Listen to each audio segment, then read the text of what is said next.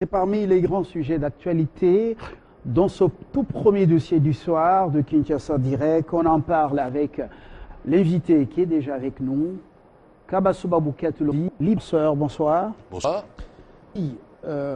Hubert Kabasouba-Bou, vous avez suivi, le chef de l'État Joseph Kabila a fait entrer la RDC dans son indépendance énergétique. Il avait souhaité le projet soit essentiellement congolais, pour les Congolais, par les Congolais.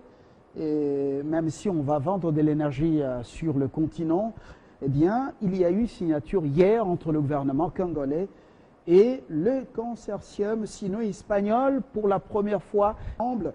China Inga 3, comment avez-vous accueilli la nouvelle ? Je pense que c'est une qui, moi, personnellement, étant donné que j'ai fait des réflexions prospectives et stratégiques, c'est une nouvelle qui est satisfaisante, qui donne un peu plus de visibilité à je demande la matérialisation de ces méga projets. Très rapidement, je vais vous raconter cette sorte de... Je me trouve à Addis Abeba en transit. Il y a à côté de moi 3 personnes qui prennent un café et qui parlent en anglais et en disant mais les Congolais sont des hésitants en ce qui concerne les barrages Inga. Et je leur pose la question, je leur dis écoutez, je suis Congolais, qu'est-ce qui se passe? Ils me disent si vous voulez véritablement que NEPA, qui est les grands schémas, la grande stratégie de développement de l'Afrique puisse être matérialisée, il faut au préalable commencer par concrétiser Grand Inga. Et donc aujourd'hui, je pense que pour l'Afrique et pour le monde, d'autant plus que beaucoup d'investisseurs dans le domaine de l'industrie, je vais dire de l'industrie stratégique, qui structure en fait les économies comme la métallurgie, etc., l'aéronautique, attendent que l'Afrique ait une source d'énergie tout à fait fiable. Alors comment expliquer la décision levée par le gouvernement quand on sait qu'il y avait 3 soumissionnaires et le Congo a choisi l'Europe avec les Espagnols et puis les Asiatiques, les Chinois, et surtout ceux qui ont liquidité, on le sait, plus d'argent. Ce choix, comment vous le justifiez, vous? Je pense qu'il est à mon avis adéquat, rationnel, parce que il faut lier qu'il ne s'agit pas de n'importe quel projet. Il s'agit quand même de la séquence de la construction de 6 barrages, je vais dire en cascade. En fait, dont la production va concurrencer les plus grands barrages hydroélectriques du monde, qui est les Three Gorges Dam de China. Et d'ailleurs, l'entreprise chinoise électrique de Trois-Gorges. Les Trois-Gorges, enfin, j'ai dit en anglais, les Three Gorges Dam, c'est les barrages hydroélectriques du monde. Et donc, ce sont ces gens-là qui détiennent, je veux dire, la compétence, la technicité, l'expertise pour ces méga projets. C'est pas un projet qu'on peut donner à n'importe quelle entreprise, parce que c'est un projet unique en son genre. De revenir justement à cette alliage, à cette alliance, les Chinois et les Européens d'Espagne, nous allons nous mettre de la réalisation pour un commentaire de la rédaction sur un événement et sur un projet. Inga, dans sa phase 3. Ce contrat a été signé en présence au cours du Conseil des ministres tenu ce mardi 16 octobre. Document signé entre le gouvernement congolais représenté ici par le chargé des missions du chef de l'État, Joseph Kabila Kabange, Bruno Kapangi, l'exorcium sino-espagnol China 3. Ce cadre va tenir un point de presse pour relever les particularités de ce contrat. L'augmentation significative de la demande nationale, régionale et continentale, puis le lancement de l'appel d'offres en 2010. L'économie d'échelle que représente la construction des ouvrages de base pouvant par la suite soutenir l'augmentation graduelle de la capacité totale de Grand Inga, offrant par la même occasion un de plus bas prix de l'électricité au monde. Ce projet de longue date, d'un coût estimé à 14 milliards de dollars, offre l'augmentation significative de la consommation locale, sous-régionale et continentale, qui certainement va produire plus de 11 000 mégawatts d'énergie propre qui alimente l'industrie congolaise. La République démocratique du Congo entérine la constitution d'un consortium unique par les 2 groupements. Et les regroupements s'engagent à financer des études d'exécution à l'issue desquelles le consortium unique devra soumettre à la République démocratique du Congo les contours définitifs du projet La Centrale. Mais nous avons négocié durement et c'est engageant. Ce sont les candidats qui vont financer les études complémentaires. On appelle aussi les études, en même temps les études d'exécution du projet Inga 3. Inga 3 est la première des 6 phases du Grand Inga, qui doit théoriquement prendre le relais des barrages Inga 1, 1982, installés du fleuve Congo, la province Congo centrale, vers l'Atlantique. La construction va durer de 5 à 7 ans. Ces projets ont opportunité de cohérence avec l'enjeu d'accélération de l'électricité du continent. Avec cette signature, Joseph Kabila Kabange assure l'indépendance énergétique de la RDC en la rendant capable d'électrifier tout le continent.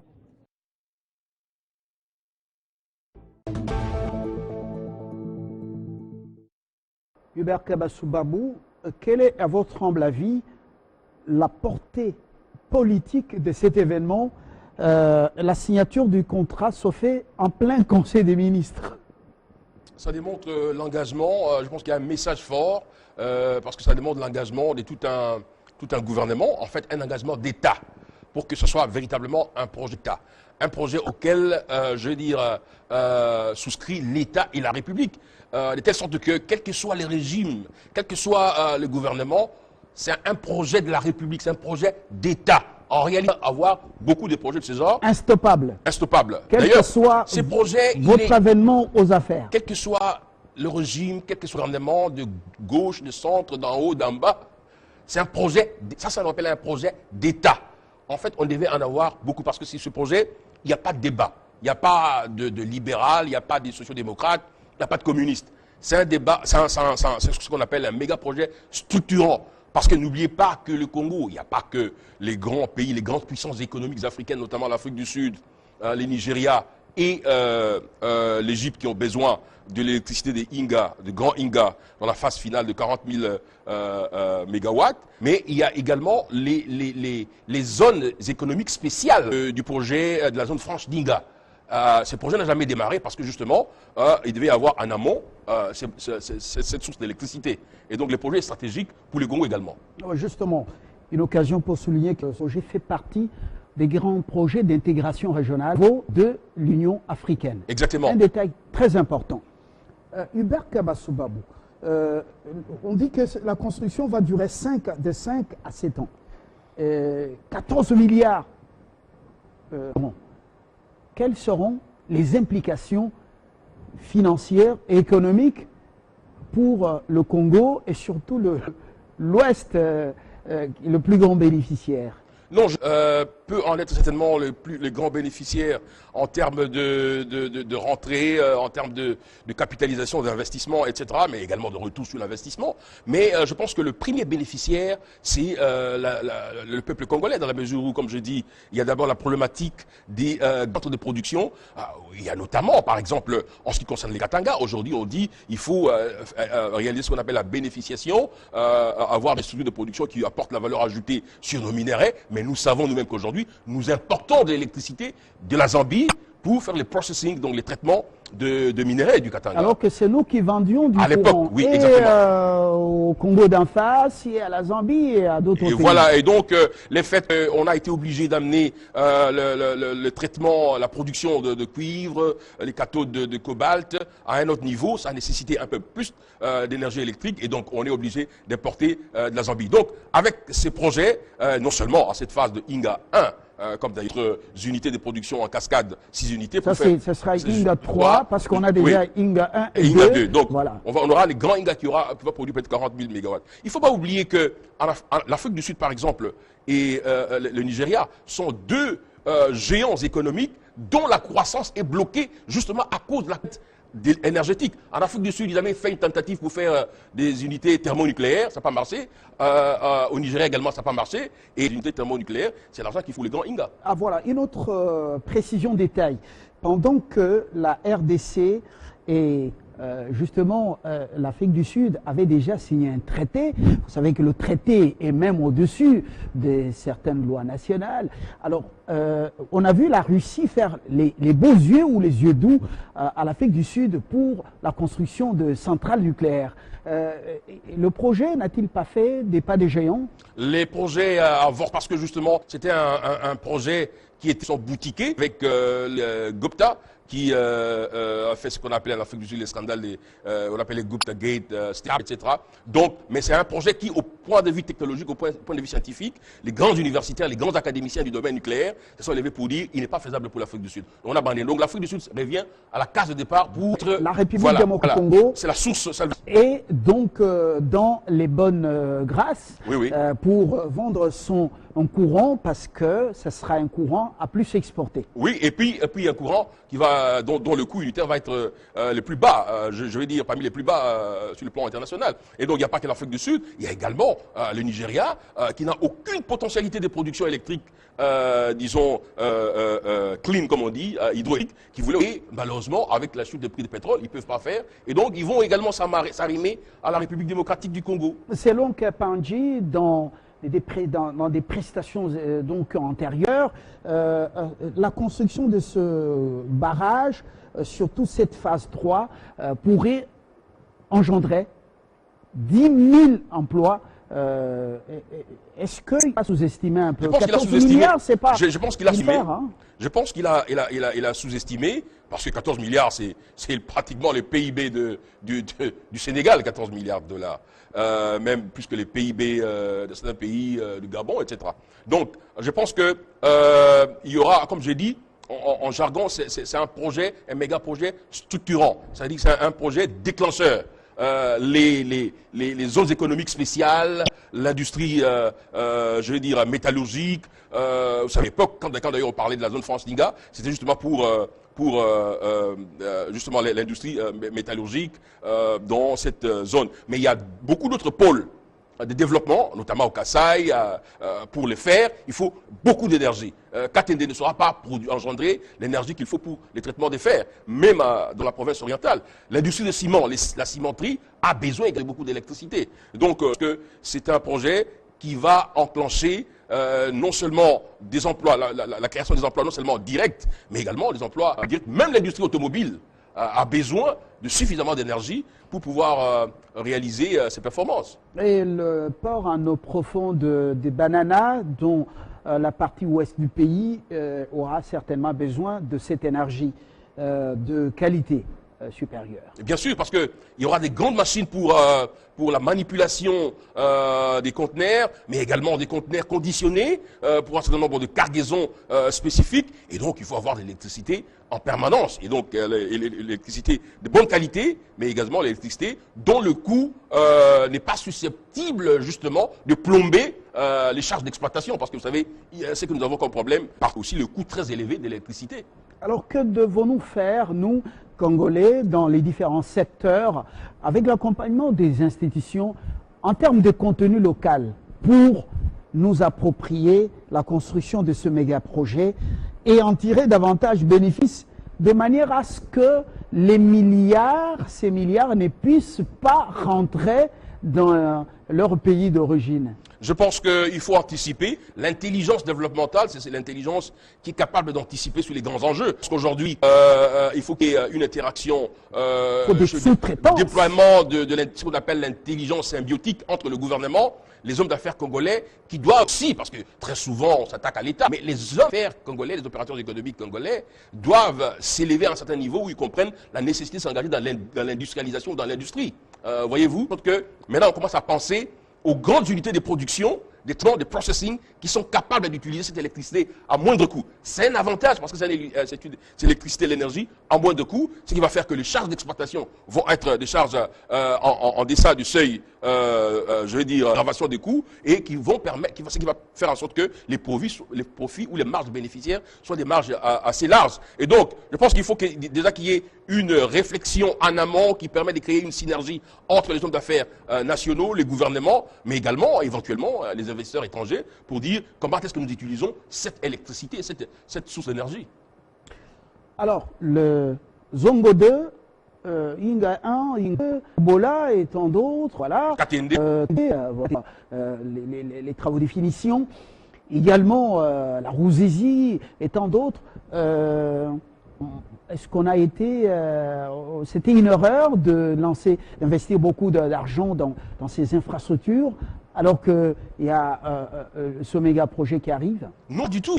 Le Congo a un potentiel de plus ou moins 110 à 100 000 mégawatts. Donc, c'est peut-être ce que l'on doit réaliser. N'oubliez, le Congo a un économique de 24 000 milliards. Et donc, si on ne peut être en métier les 24 000 milliards, potentiellement 10 des 5 milliards de dollars des produits intérieurs bruts, on parle de la diversification de l'économie. Vous ne pouvez pas parler de la diversification de l'économie si vous n'avez pas une source et à un coût qui ne grève pas vos charges d'exploitation. Alors, dans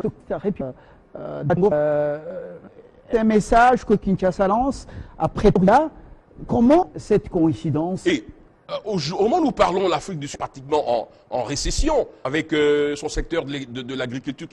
Donc l'Afrique du Sud est plus ou moins saturée en termes de production d'énergie électrique parce que maintenant ils utilisent même le charbon. Donc l'Afrique du Sud se frotte pour dire finalement, nous fait qu'on va être à moyen terme d'avoir une énergétique. Et donc pour les Sud-Africains, pour eux, ils auraient même souhaité que les Congolais puissent miner, c'était possible. C'est 2 ans ou dans une année. Entre Tokyo, dont l'Égypte, l'Afrique du Sud et la République démocratique du Congo. C'est des pôles de croissance africaine. La marque en fait, la considération d'eau était toute particulière. Ils sont intéressés par le cobalt. Vous savez, ils sont ingénieux. Comment saisir cette opportunité? Ça ne va plus blaguer. La Chine. Mon Dieu, je suis justement sûr. Ils comprennent, ils voient, ils ont des grands qui comprennent, qui font la projection de la République démocratique du Congo. Et nous-mêmes, les Congolais, nous ne le comprenons pas. Je vous l'ai dit à plusieurs reprises. En 2015, le grand magazine américain, je le répète encore, d'Atlantic, avait sorti une analyse dans laquelle ce magazine plaçait le Congo parmi les 5 pays qui doivent devenir des pays. L'émergence du Congo et aussi fonction de cet élément-là de la production de la... Vous ne pouvez pas vous développer si vous n'avez pas une source d'énergie, non seulement de bonne qualité, c'est-à-dire la constance, la robustesse, mais également le coût qui doit être en deçà de la marge d'aggravation de... Les Japonais voient cela, et dans la stratégie japonaise, ce n'est même pas simplement le cobalt dans le sens de le traiter ici et de les amener chez eux, mais c'est aussi dans le sens de dire comment est-ce qu'à partir de cette électricité, ils peuvent avoir des productions, même des cobalt traités, qui vont être des productions à moindre coût. Voyez-vous? Parce que l'élément économique majeur, c'est le coût très faible à l'unité de cette électricité. C'est ça qui commence à attirer. Et surtout que leur empereur est passé par ici à l'époque du feu maréchal. Alors, il garde un très bon souvenir et dit Saint-Géant qui est en train de dormir, s'il se réveille. Il est déjà réveillé. Ça risque compliqué. Votre livre parle de ça. Vous invitez les futurs dirigeants à ne plus tabula rasa de ce qui a été déjà fait. Exactement. Comme fondation socle, oui. Je vous ai lu en compulsant quelques pages. Merci beaucoup. Pour ce soir. Merci de nous avoir fait honneur. On pourra continuer la réflexion. Bien sûr. Si vous n'êtes pas aux affaires, vous allez continuer à être penseur. C'est la République. Ce n'est pas un blasphème ni un péché de servir la République. Voilà. Dans quelques instants, le second dossier du soir. Bienvenue dans l'espace 50. Nous avons pris l'engagement de la République démocratique du Congo et ses institutions. Nous avons pris l'engagement de vous donner l'information de 1er mai. La première information, c'est celle qui nous vous est livrée ici, en français et dans nos langues nationales. Parce que chaque pays a ses erreurs, la République démocratique aussi a le sien. Et c'est pour cela que nous voulons vous informer à toute heure, à chaque heure. Nous voulons également vous donner la possibilité de parler de vous. Nous vous invitons à venir vous asseoir sur ce fauteuil avec des questions pertinentes, dans un esprit républicain, d'une manière objective et impartiale. Nous voulons que vous puissiez parler de vous, de ce que vous faites, de ce que vous êtes, de ce que vous aurez dû faire pour votre pays. Nous voulons également que nos artistes puissent venir s'asseoir sur ce fauteuil pour parler de leur parcours, de leur créativité, de leur inspiration. Aussi pour défendre notre patrimoine national. Ici, tout est réel, tout est vrai. Nous utilisons les techniques les plus avancées avec de vous permettre d'entrer dans le siècle qui arrive en utilisant les nouvelles techniques, les nouvelles technologies du moderne. Bienvenue chez nous, bienvenue dans l'espace 50.